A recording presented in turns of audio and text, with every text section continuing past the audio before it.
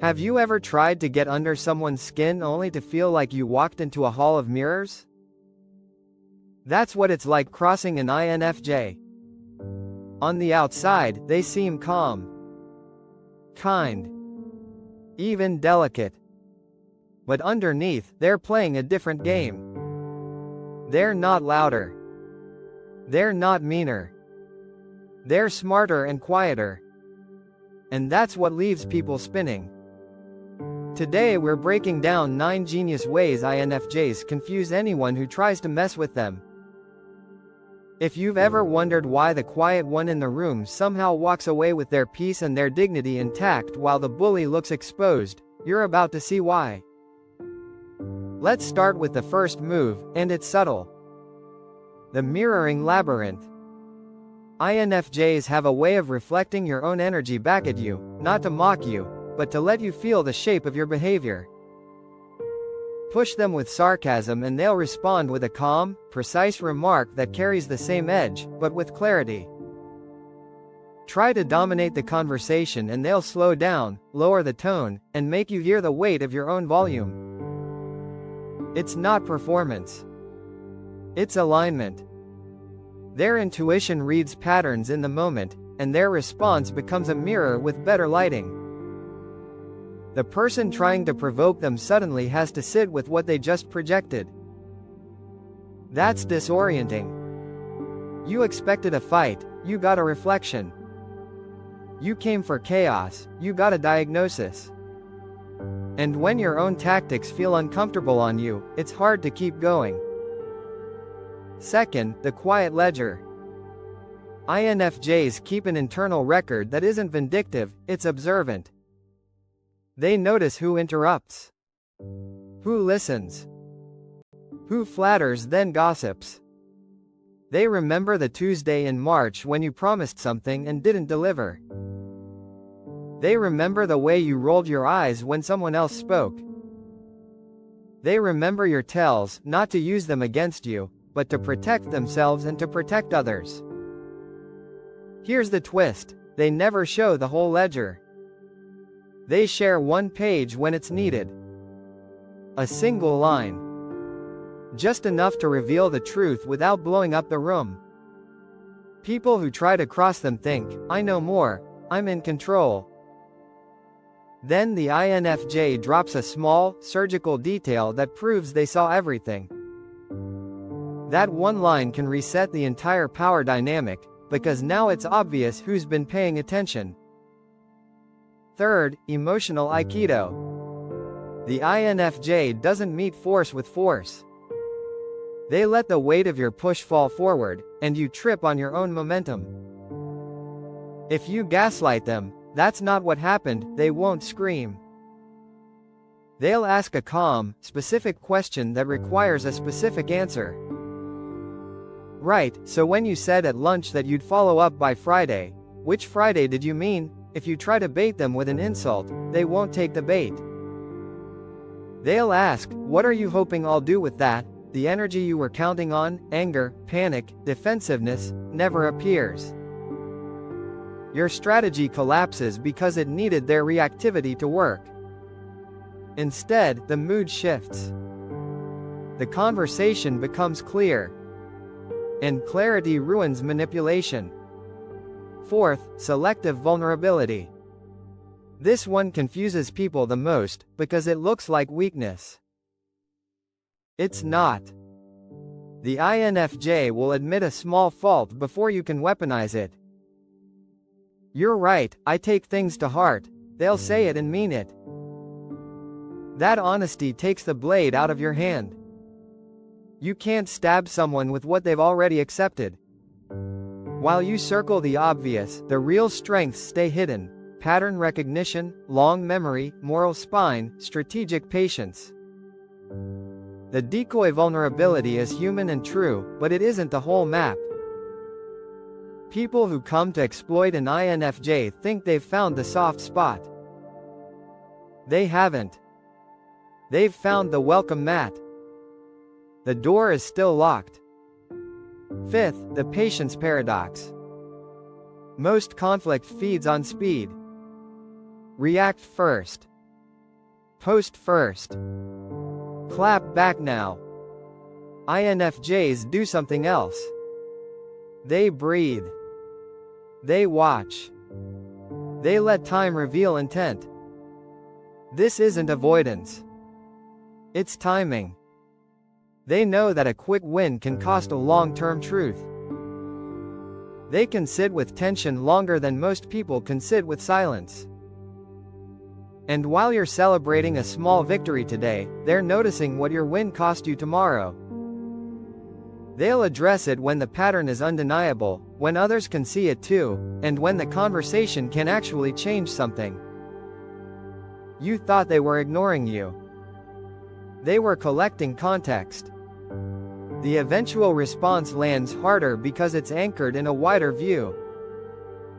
Patience isn't passive when it's deliberate. Sixth, the authenticity shield. Manipulation relies on leverage. Shame. Fear of being left out. Need for approval. But the person who has made peace with being different is hard to move. INFJs won't trade their values for comfort. They'll choose lonely truth over popular confusion. Call them too sensitive, and they'll shrug. That's how I'm built, it helps me care. Try to mock their idealism and they'll own it. Yes, I believe in doing the right thing. When someone refuses to be embarrassed for what is good about them, the game ends. And something else happens here. Genuine authenticity exposes counterfeit behavior. The louder the act, the more obvious the act looks beside someone who's grounded. The crowd can feel it. Seventh, the fog of silence. When a situation turns toxic, INFJs withdraw their energy like a tide retreating before a storm. They go quiet. Not as punishment, but as clarity. Silence creates a vacuum where noise used to live. People who thrive on reaction can't stand it. They'll poke harder. They'll escalate. They'll try new angles just to make the quiet move. But that fog does its work. It reveals motives. It separates the ones who want resolution from the ones who want control. It gives the INFJ time to reset their nervous system, sharpen their thinking, and choose a clean response. Silence is not empty. It is loaded. It makes the next word count. Eighth, the boundary boomerang. INFJs don't toss grenades. They draw lines. Simple, non-negotiable sentences. I won't discuss this if you raise your voice. I can't stay in a group chat where people are attacked. If you misquote me again, I'll take this to email. These are not threats. They are physics. If X, then Y. The moment you test the line, the boomerang returns. Calmly. Consistently. People get confused because they mistake kindness for flexibility. They push once, the INFJ accommodates. They push twice, the INFJ clarifies. They push a third time, the INFJ executes the consequence without flinching. Not angry. Not dramatic. Just done. Consistency is kryptonite to chaos. Ninth, the invisible network. People assume the quiet person is alone. They're not. INFJs invest in a few relationships that run deep. Mentors who will vouch for their integrity. Colleagues who have watched them show up for years. Friends who know the full story. They don't brag about these bonds. They don't parade them. But when things get messy, support appears. Not because the INFJ rallied a posse, but because trust sends its own signal. The person trying to smear them is shocked when doors close and eyes narrow. That's the surprise with INFJs. Their influence is quiet, but it's stable. It doesn't shout. It doesn't need to. It just works when truth is on the line. Now, if you've ever tried to push an INFJ and felt the floor tilt under your feet, here's what probably happened. Your playbook assumes speed, noise, and confusion. You expected a flare-up. You got a mirror. You expected panic. You got questions. You expected a brawl. You got boundaries. And the longer it went, the stranger it felt, because none of your usual levers worked. That's the core of the confusion. You need their reactivity to win. They refuse to supply it. Let's talk about why these 9 moves hang together so well. INFJs are pattern-first thinkers with people-first values. They notice the shape of a moment and the soul of a person at the same time. That's why they can reflect your energy without becoming it. That's why they can decline your provocation without despising you. Their empathy is not a doormat. It's a filter. It lets through what's real. It blocks what's corrosive. And when empathy meets clarity, you get a style of strength that doesn't look like strength until you run into it. Consider a workplace example. A coworker takes credit for the INFJ's contribution in a meeting. The expected reaction is to confront, accuse, or sulk. The INFJ thanks the coworker for highlighting the project, adds 2 specific details only the original contributor would know, and then emails the manager a clear recap with the file history attached. No drama. Just documentation. The mirroring shows the coworker what they did. The ledger preserves the facts. The boundary says, we do credit here. If it happens again, the boomerang returns with a CC to the right people. Quiet. Decisive. Over. Or think about a relationship. Someone keeps minimizing their feelings, calling them too much. The INFJ names it once. When you call my feelings too much, I feel small and I shut down. They give selective vulnerability. I'm sensitive. It helps me love well, but I can flood. Then align.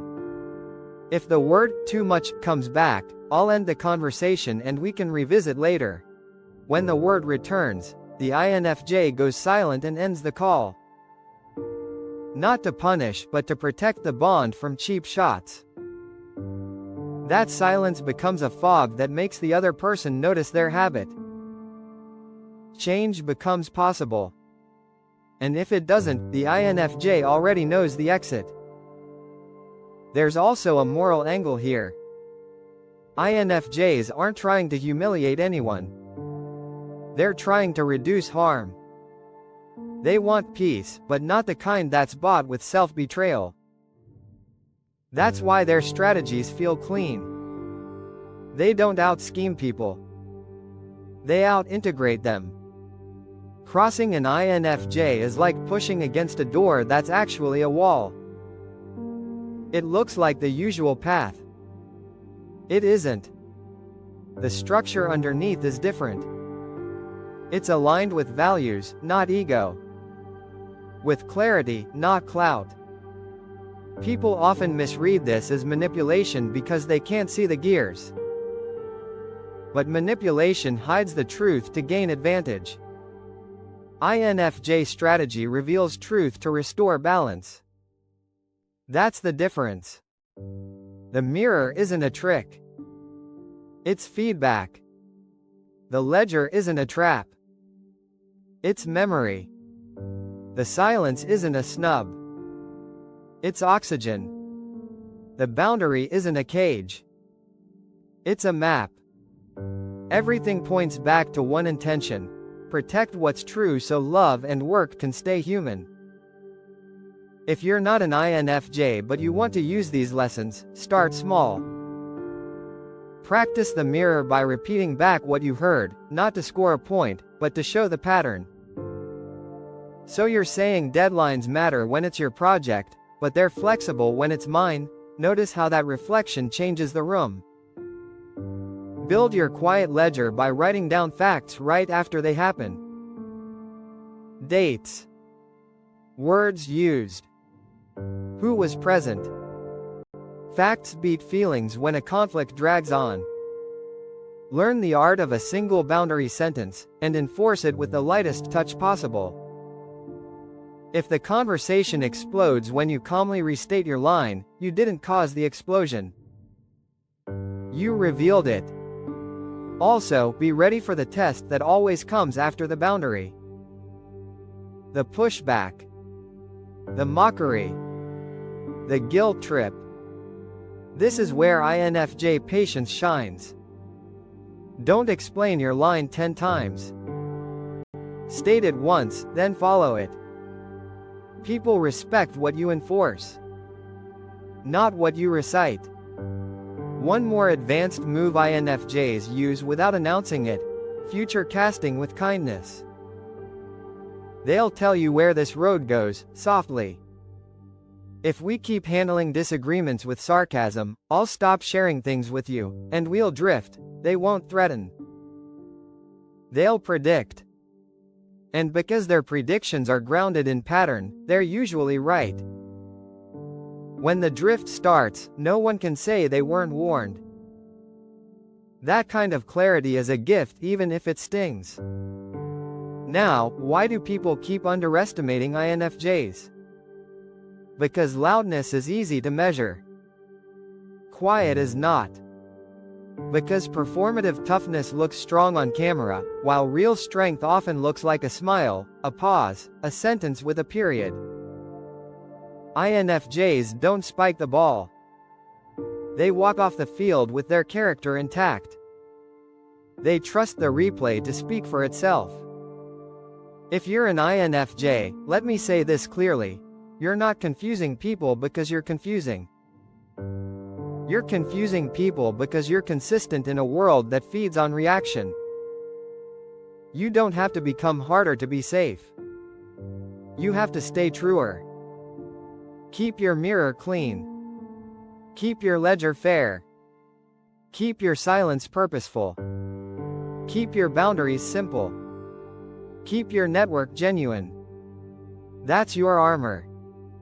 And if you've crossed an INFJ before and wondered why everything you tried seemed to backfire, here's the answer.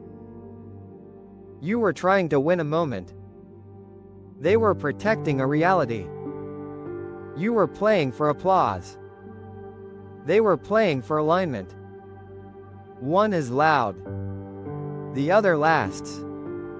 So, the 9 genius ways in a single breath: mirror what's happening, hold the quiet ledger, use emotional aikido, share selective vulnerability, trust the patience paradox, wear the authenticity shield, employ the fog of silence, throw the boundary boomerang, and let the invisible network do what trust always does. None of these require yelling. None require revenge. All of them require courage. If this resonated, you know what to do. Share it with the person who thinks the quiet ones are easy targets. Drop a comment with the INFJ move that saved your sanity. And if you're the one learning these skills, pick one to practice this week. One sentence. One pause. One mirror. That's how you change the whole story, quietly, cleanly, and all at once.